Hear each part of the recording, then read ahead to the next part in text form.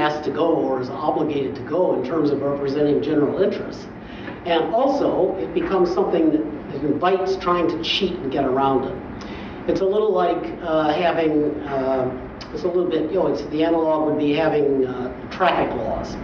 Once you have a traffic law, then if you stay within the law, even if you're driving dangerously, you say, well, I'm within the speed limit. I'm still driving within the speed limit. Or we hear corporations do this a lot. But people are getting poisoned by your food. It's according to the standards. It's according to the standards. See, so that's sort of the way that it plays itself out. The Westminster parliamentary system, such as they have in the UK, here, New Zealand, Australia, and then there's analogs in other places, does not have these checks and balances. And what it depends upon is trust. It depends on not on something structural, but on something cultural, something within the culture of the democracy itself and the culture of the parliament itself. And that is that people are going to trust one another, not to go overboard on defending particular interests.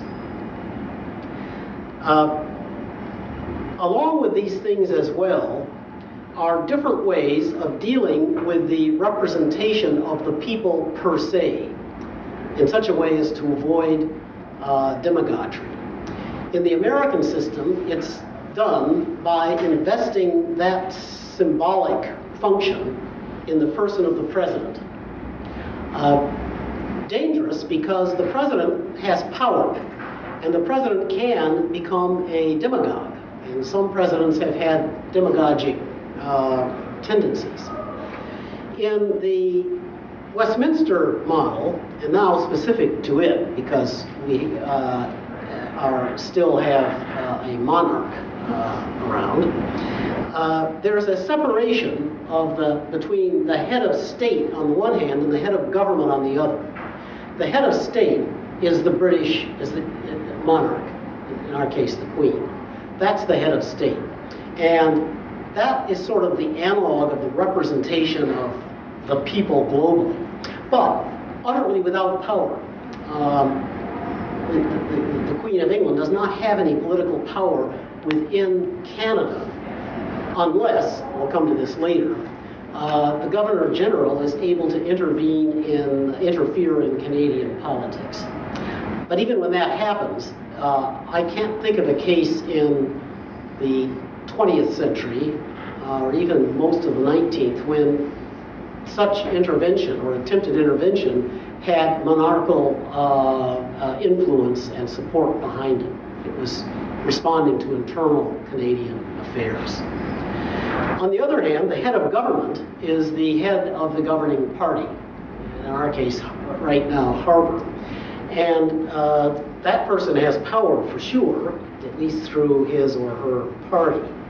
But there's no suggestion of an aura of presidentialism, an aura of demagogic representation of the people. I rather think that the Westminster parliamentary system is the least problematic, as you might say, the least bad of the attempts to resolve the central core dilemma of democracy that I announced at the beginning of this talk. I think it is superior to the American system. I think it is superior to the incredibly thin, even anemic concept of democracy of Joseph Schumpeter and company, that it's just, democracy is nothing but competition amongst elites for the vote. I think it is certainly superior to demagogic dictatorship. And I believe it's superior to the American system of checks and balances.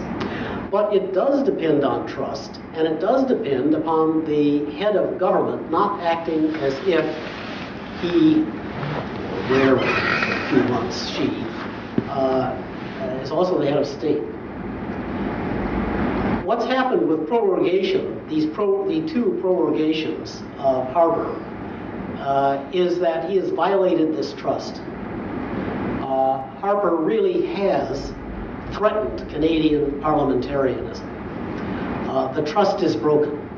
Harper is not acting, and is almost transparently not acting or trying to act in the interests of the public, but he's responding to special interests of his own. But at the same time, he is demagogically proposing himself as something like a head of state, in claiming to speak for what Canadians really think, as opposed to what members of Parliament really think. Remember, when the second prorogation, he said in these interviews, Canadian people don't, he was challenged by the journalists, Canadian people don't care about Parliament. They don't care about the parliamentary debates. What they care about is their jobs. What they care about are the Olympics. And this is what he was speaking, for people. All right. Therefore, and this is the main thrust of this part of the talk, but I want to conclude with some other comments. Therefore, I see the prorogation of Parliament as carried out by Harper. And I think it's hard to imagine. I mean, you can imagine prorogation being benign. You can imagine it if it's done the way it's supposed to be done. The way it's supposed to work, as I'm sure you all know, is this. Parliament is supposed to still be in session, but it's exhausted its agenda. It's exhausted. There's nothing to talk about. They can just come back and keep going over the same ground over and over. Better to get back to your constituencies and so on, or even just take a rest. And so you decide you'll cut it short. I mean, that's what it's supposed to be. But the three cases that we've had in Canada have not been that at all. Not at all. Not in John A. Macdonald's case, and certainly not in either of Harper's cases.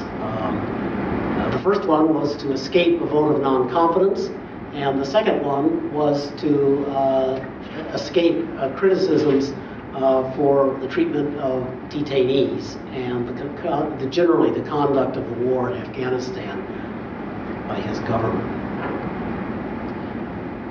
So that prorogation and the way that he's done it, with shades of demagogy, with a violation, a breach of the trust that is supposed to make that system work, brings Parliament is in real danger of bringing Parliament itself and this parliamentary approach into disrepute. And the historical example I gave at the beginning shows that can be a very dangerous thing to do.